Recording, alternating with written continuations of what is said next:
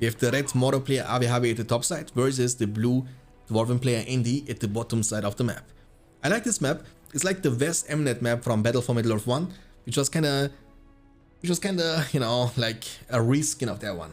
Paul, we already did the poll before the game started, viral type. Okay, so we have double mineshaft coming up for Dwarves and double slaughterhouse coming up for Mordor.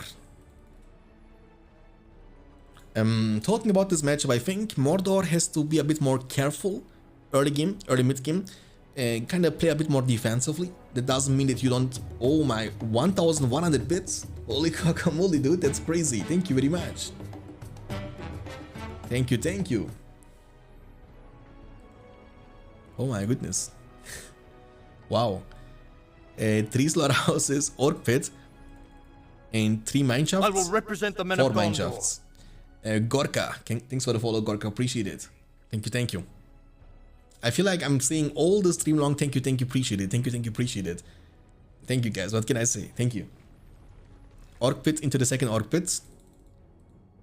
It's like a money-making opening for dwarves. I kind of like this opening though, and it's like more like a BFME 2 opening style. BFME 2 people, they actually like to open with like 4 resource buildings with any faction, and look at this opening. So 4 mineshafts into the forge works, which is pretty rare. It doesn't happen most of the time. Which is not horrible against orc spam because the battle wagon has like a splash damage. So when you trample with battle wagon, you deal like damage surrounding, you know, around you. And maybe you can mess them up. Because there is no Haradrim Palace yet. There is no counter to the battle wagons. We should find more ways to say thank you. I think I'm gonna say from now on, arigato. Who's playing with Mordor? Ave. You can always, you know, see the color of the scoreboard and the color of the game in the game. Then you know which player is playing which faction. Okay, Hall of Warriors coming up right after. For now, we have actually 5 mineshafts. And Dario for another 10 gifted subs to the channel. Dariola, what is going on, my friends? SW33X_ just gifted 10 subs. What a pirate. What is going on, Dariola? Did you actually win like a lottery or something? Holy guacamole, what's going on? This guy's going kind of crazy. Thank you, man. I don't know what to say. Arigato. Obrigado. Gracias. Or in Croatian you say ubiga. Oh my goodness, look at this swarm of orcs, boys. A huge squad. The Suicide Squad is coming. But I think... Oh, does he expect actually the battle wagons? I don't know, but they have even the horde bonus, dude. Look at this. Like, that's the power of Mordor, right? Because in numbers of 80 or more, right? If I'm not... Let me check. 100 or more, you will get the horde bonus, which means 25% more damage. And on top of that, you have War Chant 2, which means 75% more damage. Hey Gorka, thanks for the follow once again, and also for your first message in the chat. Thank you. My Gene 1337, thanks for the follow. Arigato. Kurwa, thank you in Polish? Nah, you cannot. Dude, D-Mac is Polish guy, and he's scoring the patch 2.22. I know a little bit, and I know that doesn't mean thank you. But look at this. The battle wagons are getting slowed down, but if they get to charge you, they actually mess you up. Look at this. They are messing you up big time, dude. And the Oryx, even with this all buffs, what I just mentioned, they still don't have the DPS. I'm telling you, when it comes to trample, like this has to be the most unique trample style of the battle wagons. And they almost take 0 damage from the trample too. There is almost like no revenge damage. In reality, the only weakness of the battle wagons is actually a pikeman, which Mordor doesn't have for now, but he will have them. Now the Easterlings are here from the Haradrim Palace. The mineshaft here has been taken down. Mordor is creeping at the same time. The only downside here for the Dwarven faction is that he couldn't deal any economical damage yet to Mordor, which can be a bad thing later on. I mean, let's talk about Mordor's late game potential. And I know I've been seeing this every single time. I'm always saying I personally believe that in the late game, in late game, there is nothing that can mess up with the Mordor faction. Because you have legit the chance to have 3 flying heroes under your control. So even if you cannot participate actively with them in a fight, what you can do with 3 flying heroes is you can mess up the eco from your opponent. Fish power point, and then you will have a huge power point advantage in the late game, and you can mess up everything. Because let's be real, regardless about how strong your army and your force power is, a 25 power point on your face, and you cannot withstand this. And Mordor can fish them so easily with a Fell Beast. If one is not enough, you can go for the second Fell Beast. If that's not enough, you can go for the Witch King. Every one of them is able to fly. On top of that, you have elite archers from the Haradrim Palace level 3. You have Drummer Troll for perma leadership, which can cause fear. But that's not it. Every Fell Beast can cause fear. Witch King can cause fear, you know? So the enemy in long terms will need fear resistance against you, to fight against you. You have Industry, which is a very strong power point early game to get you to the late game power spec. You have the Worm, which can deal devastating amount of damage to the structures. Like, long story short, Mordor is a beast from the east in the late game. Can you check command points? Of course. So we have 700 command points for Mordor, which is actually crazy amount of command points versus 500. Normally you don't see a matchup like this. Normally Mordor is defending, but in this situation it's the other way around. And it feels like dwarves are the ones who are defending, and Mordor is the one who is putting pressure on dwarves. The builder, not the builder. Yeah, but I would do. Is Mordor your favorite? No. I personally like Man of the West the most. Even though I just don't like the way they are being played in the current meta, because I don't like to see Man of the West, you know, being spammed with like soldiers all the time from the beginning until the very end. I wish we could see more hero action, generally speaking, about every single faction, because I feel like that's the most special part about the Battle of Middle-earth games, you know, the heroes. Good evening, congrats on your healthy boy, Shanks. Great to see you back in action, him and Nicky Bear. Thank you very much, appreciate it. Thank you. He's healthy, yeah, I mean, he's gonna be a big boy, you know? Like, he's really tall too, right? I mean, the nurse, you know, told me it's like really long, you know? Every part of his body. And I was like, hey, no surprise, because I'm his daddy, you know what I'm saying? Orcs are leading forwards.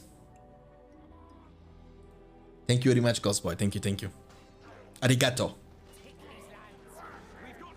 Oh, he went for the Untamed Allegiance. Oh my, he wanna take the control of the troll. He took already. He's controlling this layer, I think, right? I think so. You know what's cool when you get this one? When you control a work layer. That's actually pretty underrated too. Oh, he will use it here. Okay. Do it. Untamed Allegiance it. Do it before he kills your builder. Hey, do it. Okay. Fight for me and I will hold your oaths fulfilled. What say you? Oh. Andy Brandy. Andy. Daddy. And he's dead. It's like 1,000. You just lost. 1,000. Oh. That's the problem with the Battle Wagon strategy, you know, when you go for more of them, if you lose them, they hurt so much, your eco, like, they cost so much money and they are so vulnerable. Like, 1 second of not paying attention is definitely punishing, you know, the punishment is big. Mordor is putting so much pressure, that's a very important mineshaft, he will end up losing this one. The rebuild is on cooldown, he cannot save this. 375 command points versus 675, that's a huge gap in the command points department. And I don't think dwarves can come back from the situation, because not only he will have to deal with like massive amount of orcs coming every single second before you can kill them, more of them are coming from the orc pits, but not only that, there's also a troll, and he will get more trolls on the field from the troll cage, which he controls with the ability, and they cost even less, they cost 400 each, so the Mordor player has now the chance to get trolls without building the troll cage. Going for some defensive buildings, the slaughterhouse here is gonna be taken down, but it's not a big deal, you know, Mordor is still, oh my goodness, Morgomir is on the field, and that's only a little. That's like the tip of the iceberg, you understand? That's like the tip of the iceberg what Mordor has to offer. And Dario with another 5 gifted subs to the channel. Dariola, I think he won lottery, guys. SW33X underscore just gifted 5 subs. What a pirate. Dariola is like literally oil prince or something. Thank you very much. The only person who can kill this guy, by the way, is this guy. But he needs to be level 7. And I think I'm missing some assets or something. And another 10 gifted subs to the channel. What is going on, dude? What? SW33X underscore just gifted 10 subs. What a pirate. Holy guacamole, Dariola. Thank you, dude. And, oh my goodness. Andiamo! It's popping off. And my good friend Spobenjo, G, Zorblator, and Ghostboy, and Helix Demon, Xargi, it's unbelievable. You guys are just not lucky. From all the subs he was gifting to the channel, none of that you guys get it. That's very unlucky, dude. Very unlucky. Now on top of that, the chatbot actually timed out the person. In the chatbot, I see stream elements timed out speaks for 10 seconds. Reason: you use too many capital letters. Yeah, he banned you. It's not me, by the way, the chatbot. 500 command points in the bank, 7 power points after the Dwarven riches. Barrage is available for dwarves, but I don't think this is gonna be. Hold on a second. What is this, dude? Hello? What is this? This is BFME 2, guys. What's going on? I don't get it. This was not existing before in the game. What?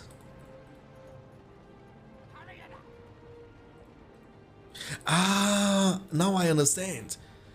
Okay.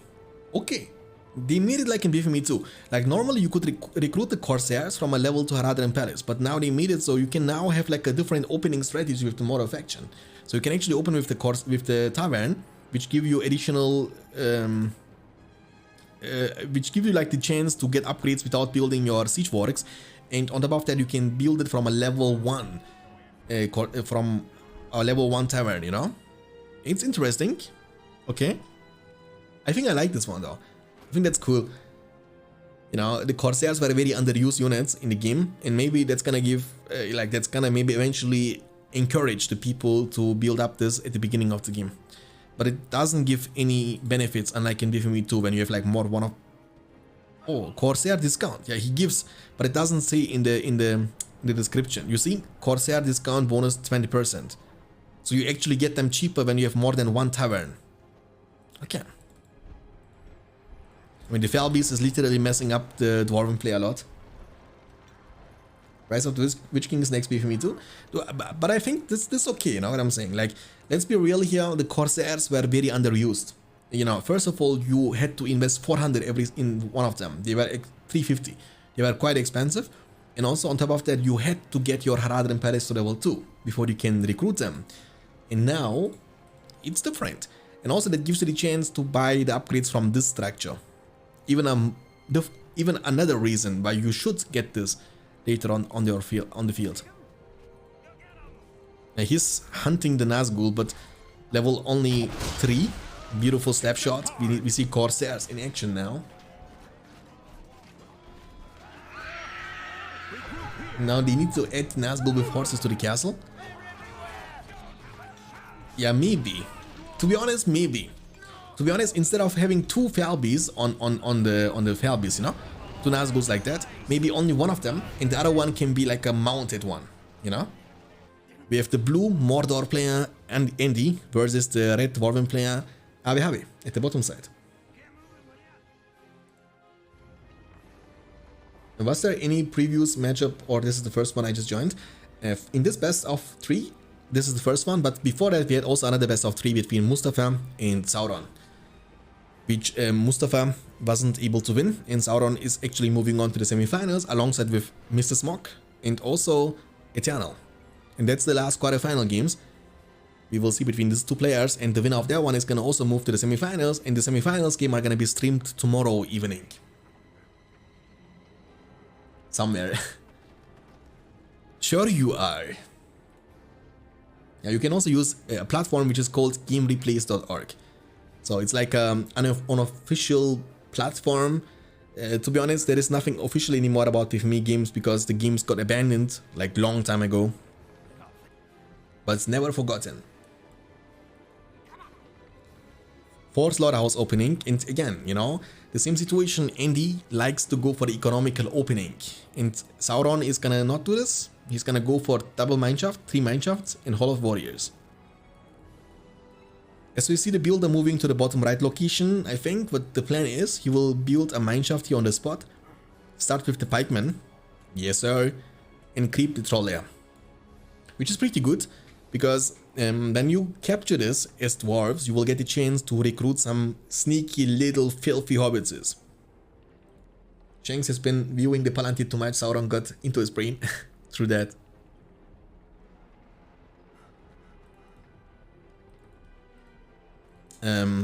Okay, Haradrim Palace opening with the Orc Pit and then the Orc Pit number 2.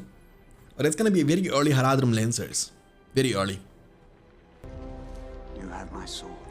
Powder Monkey, thanks for the follow, appreciate it. Thank you, good sir. Okay, creeping action, no problemo for the mighty Dwarven phalanxes. They are hitting like a truck. Guardians are coming up next into the 2nd battalion. You have my sword, my bow, and my axe. Oh, lots of money, that feels good, right? 400 or something you get from it, that's pretty nice actually. It's pretty lit. It's gonna be the first offensive mineshaft from Sauron, we gotta keep an eye on that one. Because one big attack with 1 pikeman and 2 guardians can actually be enough to deal devastating amount of damage to his opponent, who is already 1-0 behind. So this is the game Andy Brandy has to win. He has to win this.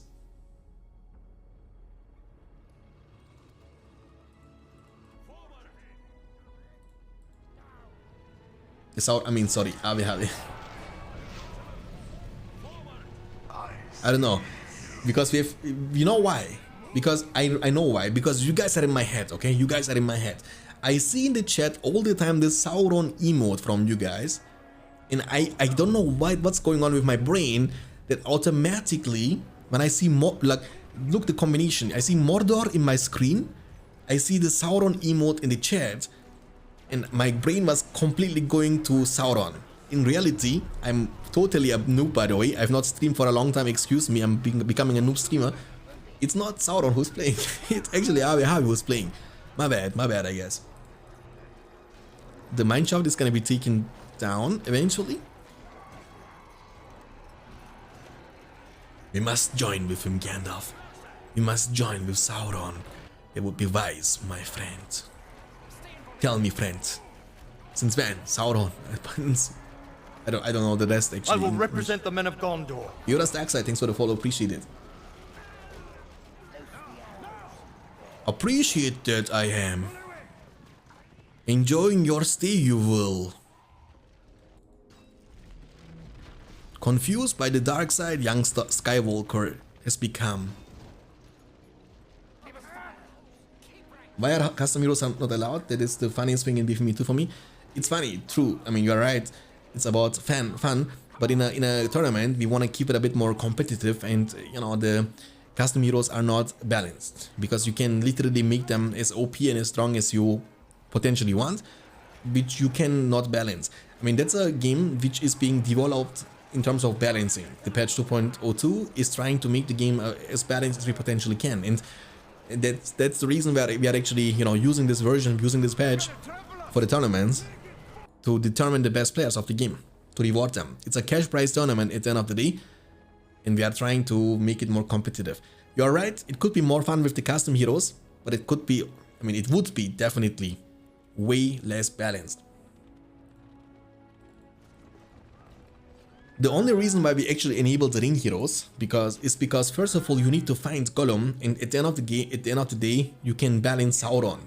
Like Sauron is in the game files, you can make him weaker, stronger, but the custom heroes you cannot really balance, you know?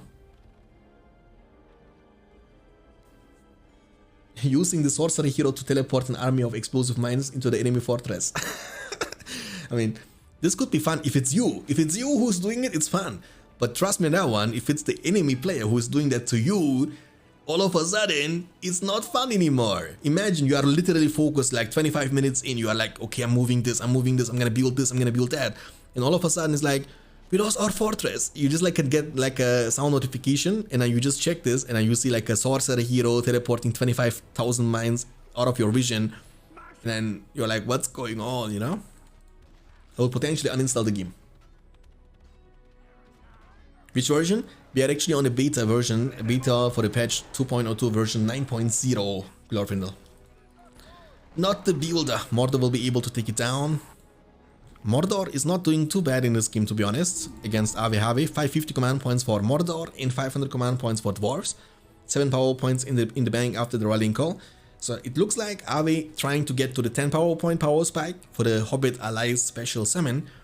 And Mordor is doing the same. Like, you want to also go to the 10 power point, which will give him the chance to get the industry unlocked from the spellbook of Mordor.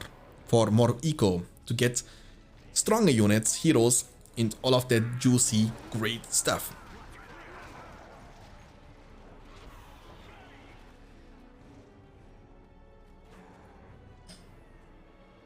Oh, but Battle Wagon action. With Men of Steel, all of them. Oh, he's gonna go for... I wanna see this actually. Okay, 400 for one Battle Wagon and 70 command points. Hold on a second. I wanna see this. I wanna see this. So, because they made the Battle Wagons cheaper, but what they did is they made the upgrades a bit more expensive. Normally, I mean, before, like in the version 8.4, they used to cost 500 each. Now they cost only 400 each. But you need to invest 500 for the Men of Steel. Burning Pikes. Did he lose all the Battle Wagons? No, he has one here, but he lost 2 of them. He lost... they were burning, and then he trampled them, I believe, with the Battle Wagons, and he lost 2 of them. That's really bad, though. That's really bad, because you end up losing 900 in total. 900. Yeah, he's going for all of them for the Men of Steel. 900. Let's see if they can work out. The second a Felbeast joins. The second. And the second just happened. The Battle Wagons are gonna be history. You cannot kill the Felbeast with your Battle Wagons. That's not possible. And he's gonna hit you like a truck. Like basically 2 hits and your Battle Wagon is gonna be gone. And that's the thing.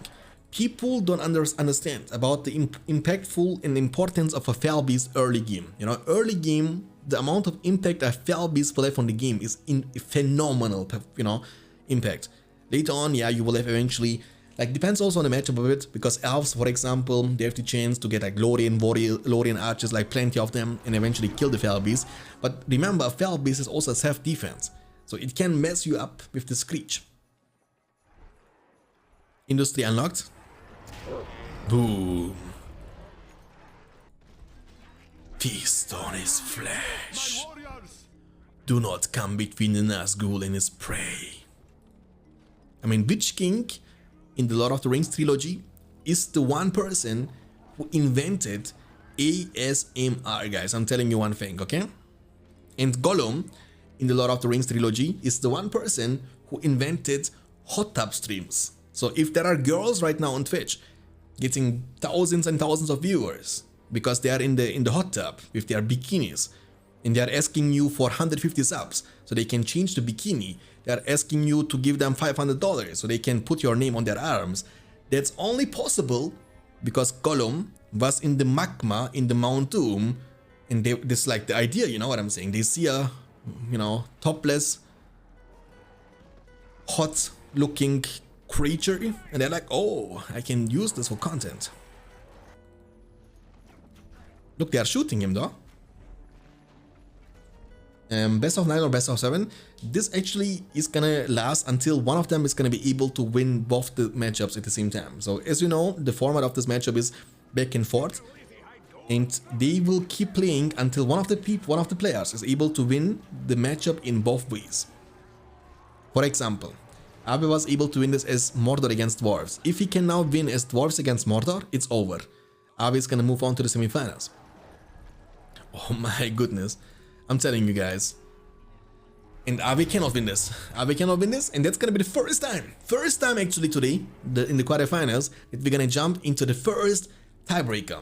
We have the red Goblin player Abe Habe versus the blue Dwarven player Andy Brandy. So that's the map Dunlin 2. It looks like this. It's a bit different. There is also like a tower in the middle, which you can kind of control by putting a unit inside of that. And then you get like lots of vision in the middle of the map, you know? You have inns on almost every single map, and the map is not a small one. It's kind of a big map. When you think about it, you know what you could do, for example, when you are playing goblins, you can actually have Shelob later on, and Shelob doesn't care about this. She can climb the mountains too, so you can get her to this location to get in safety, you know? I wish we will get the chance to see some heroes. How many goblins takes to kill a dwarf? I don't know. Like, you know, against the guardians, you mean? Like, I don't know, like a lot. Like, if you buff them, the guardians, I think they can easily take care of like 3-4 battalions. Depends also on the situation if you get surrounded or not. Like, think about the film 300. You know, when you find in a choke point, for example, in a tiny area like this, you know, like here, for example, and they are only coming from this location to you, then they can come all day. That doesn't matter, because they won't be able to use the outnumber advantage. So, perfect situation if you surround them, if you make sure every single one of your units is able to attack, maybe you can kill them a bit faster, but it's hard to do that in most situations. And look at this, we have Wildman of Dunlin and Creep on this map, which is, you know, pretty unique. I mean, the map is called Dunlin, so it kind of makes sense. You have also lots of clan statings around. For me, it's a little bit too distractive, you know, when you put like buildings which are existing in a faction, from Isengard, for example, but it's okay.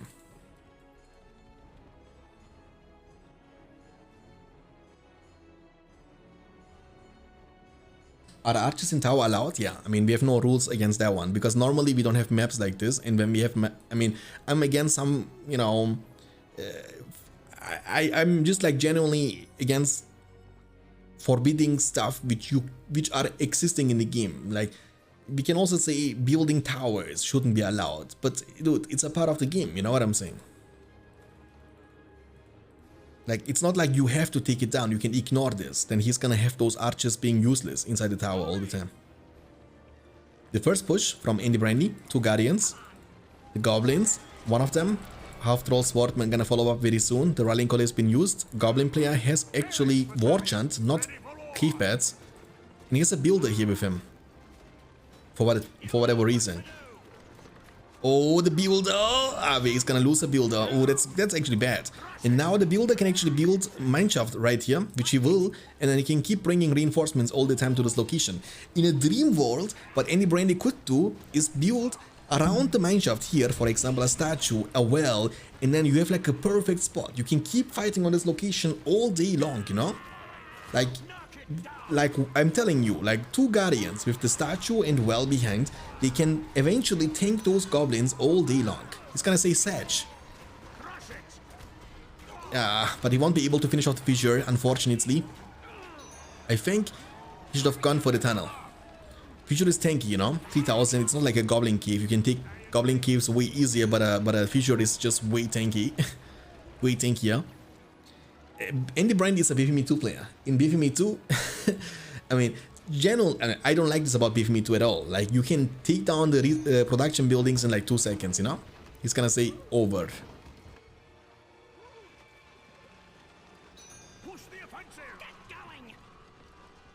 Rip. Forward. Fourth best threat. Imagine you move forward, you demolish your own fortress, get like, imagine that, if you could get 5,000, you know, you at the beginning of the game, you just demolished it immediately, then you lose first of all, but you need to have a production building. So you build like a production building with 1 builder, and move the second builder, demolish the fortress and build it right here, right here on the spot, you know, and make Star Wars situation from minute 1. Oh, dancing around the Rosie. Can't touch this. Did. And now the counter commitment. We have a bunch of Goblin Warriors and half-throw Swordmen, one of them. There was a good chance, you know, there was a good start. Like, in my opinion, if you wouldn't focus this one, if you just go for the Goblin Keep or for the Tunnel, after killing the Builder, it was a perfect start, in my opinion. Perfect start.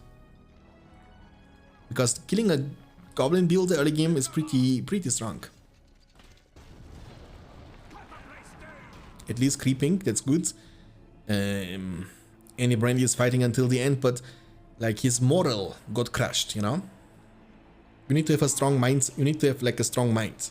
Like strong endurance, you know, like tilt proof you need to be. When you get tilted early game, you will potentially play not any better later on. Destroy! Swarm Goblin Warriors down to Goblin Town. Good game. One push to rule them all. Okay, so that's gonna bring us actually to the game number 4. So now we have a very tricky situation in which if Andy Brandy cannot win his Goblins against Dwarves in the upcoming game, he will be out. And are we moving on to the semifinals, either facing against Smoky, Sauron or Eternal in the semifinals. If Andy Brandy can win the upcoming game, we're gonna jump into the game number 5. In order to become the winner of the series, a player will have to get 2 wins advantage. 2 wins you need to have advantage. Are there more games after this one? Nope, sir. That's gonna be the game. That's gonna be the last series of the night. And then tomorrow we're gonna jump into the semifinals between the players Sauron, Smoky, Eternal, and the winner of this series. And Sunday is gonna be the grand finale. It's a cash prize tournament of $80, so the winner is gonna get $50 and the second place is gonna get $30.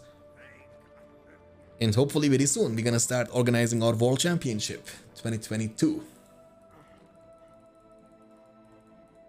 Okay, so we have the red Dwarven player Avi versus the blue Goblin player Andy Brandy. I mean, to be honest, the distance is kind of big one, you know. I believe this map is like way bigger than Forts of Isen because you can also move behind you know, like very different layout as you can see.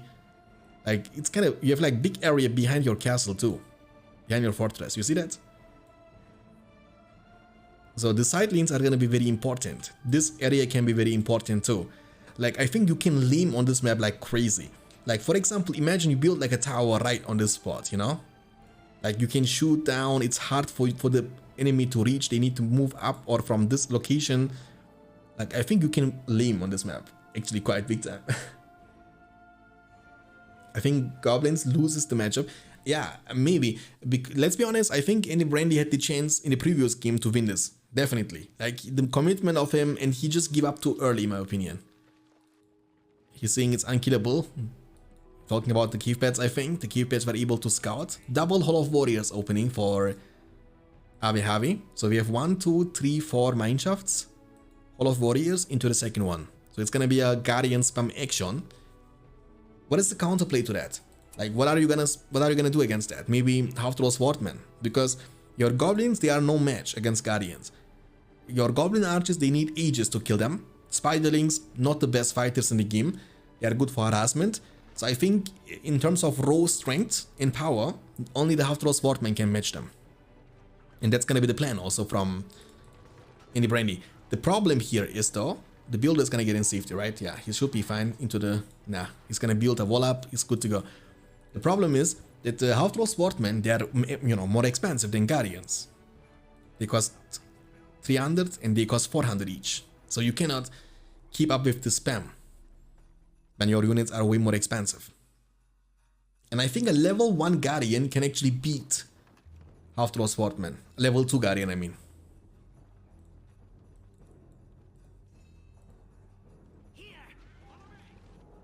Okay. Tomorrow what time? It's hard to make you rally, my friend. It's hard to kind of, I mean, in a perfect world, I could now tell you exactly. It's 6:35 p.m. GMT +2. We will have this, that. Unfortunately, reality is looking a bit different, but I will try my best to be around evening. So I would say around 7 p.m. European time. I will try to schedule. And the best way to be up to date with all the upcoming streams and tournaments is to be in our Discord. That's the place we are using to, you know, schedule the games, organize events, communication, and all that good stuff. The mindshot is going to be taken out. It's a very good push from Andy Brandy. Very good, very good, very good. The builder was able to build a mineshaft, and that's going to be the first commitment from RotWK in the building. So, it's a 1, 2, 3, 4 Guardian push. Oof, that's going to be kind of rough to defend. Oh man, look, half of them died already before they could do anything. The flank damage or something. That's crazy, dude. Sorry for the shameless. No, I mean, when it's Lord of the Rings related, I take it, dude. Thank you so much. I mean, don't worry about it. We will take a look into that.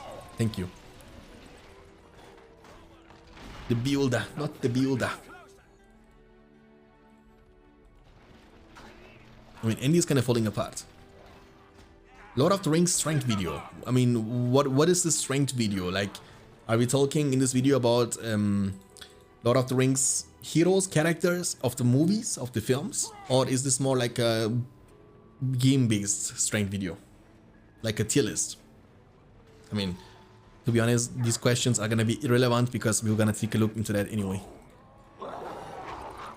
Look, he's getting bullied even by the Wargs. What happened? What happened to this Guardian army?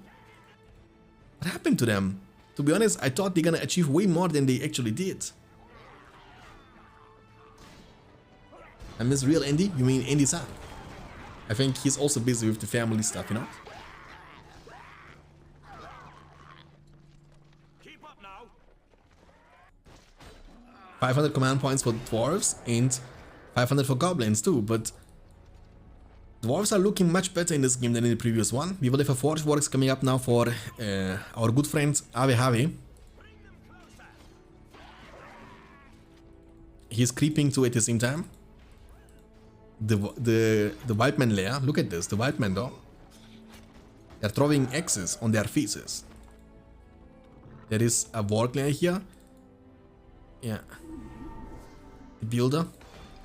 The mineshaft here is gonna be taken down. Very good, very good, very good. They can keep going actually. The Half-Throw Swordmen, when they get level 2, just like the Guardians, they will unlock the charge attack. So that doesn't only... Did they actually change this? Let me check. No, they didn't change this yet. I think they wanted to change this, if I'm not mistaken. Correct me if I'm wrong, guys. If you know more about this than I know. But I think they wanted to change this effect somewhere, somehow. I don't know, maybe I'm wrong, but I can swear that I was reading something about that. The charge attack, maybe they are planning to change it, maybe they changed it. I have no clue.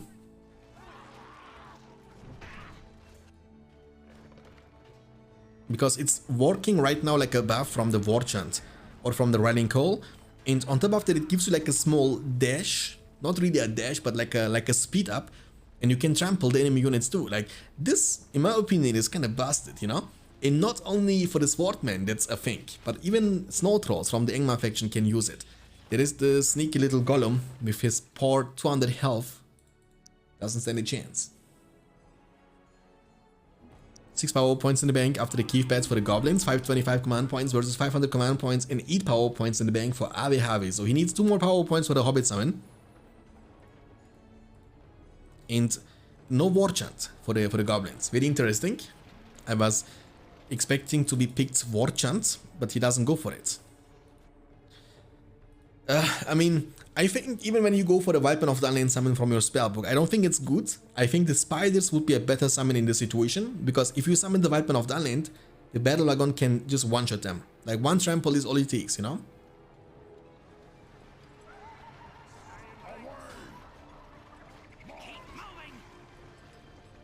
Keep moving.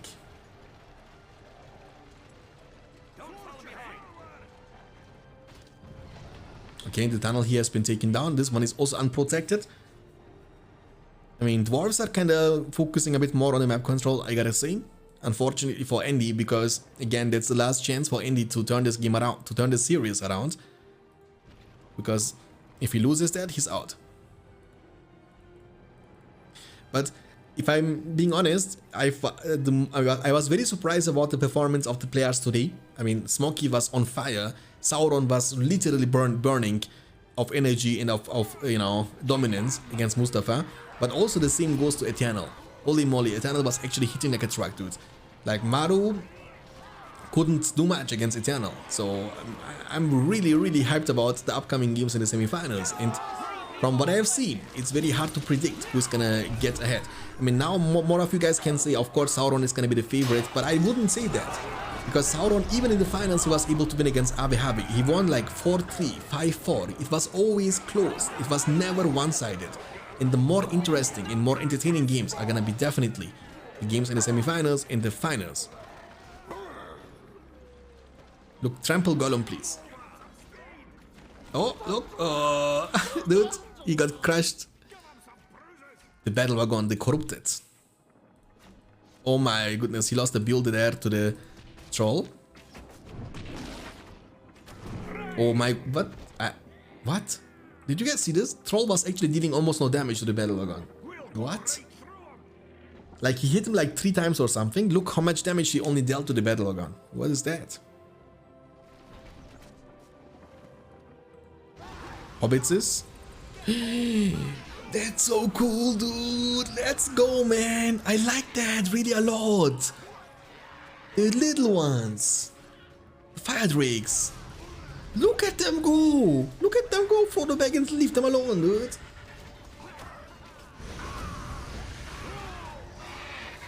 Oh, that's so cool. I mean, dude, I'm always happy to see units like that, because you don't normally get the chance to see them. They even burn Frodo Baggins, by the way. Almost level 3. I want to... Oh my, they get also crashed though by the Men of Steel. Men of Steel are shooting from downtown.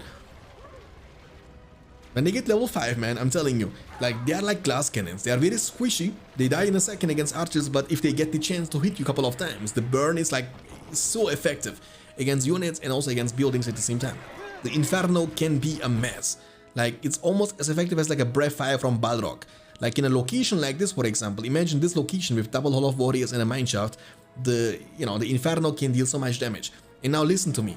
The thing that Abe has the ring under his control is actually a bad thing, because he will give perma-vision to goblins. So look at this goblin vision control.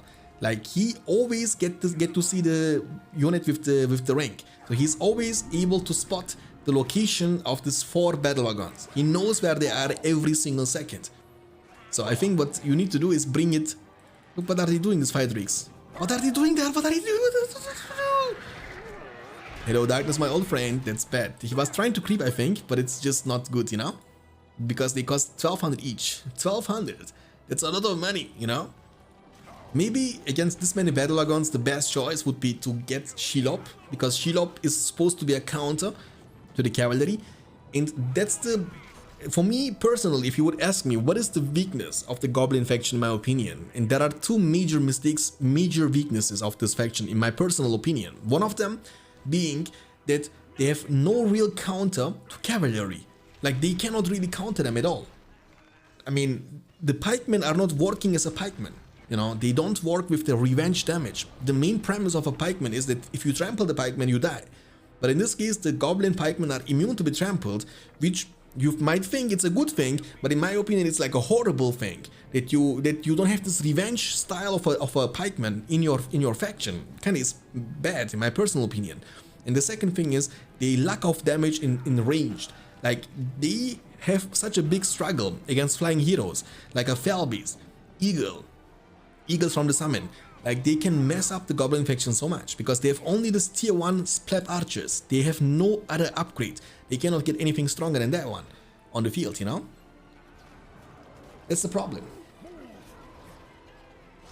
She also have like a 50% arrow. Yeah, I think so. But even if she doesn't, I don't think these archers on the battle wagons are dealing enough damage to take down Shelob. Shelob is actually a pretty tanky hero. I think she has like over 3000 HP with level 1 or something. Pretty busted. But I think she's just a little bit too slow. I don't know if she can actually catch them. If, you know, when they keep running away. Oh, the barrage, the blue fire on your face, son. Not the best barrage. He missed a little bit. He only killed 1 structure, but it's okay, I guess. Chat, I remember this was meta, by the way. I think it was in the version 8.0, maybe in the 7.0. I don't know exact version of that one. But this was huge meta thing. We have seen in almost every single game, in every matchup. those battle wagons with the men of steel. They would run around. As they run, they can keep shooting, and they would even kill pikemen in a few seconds.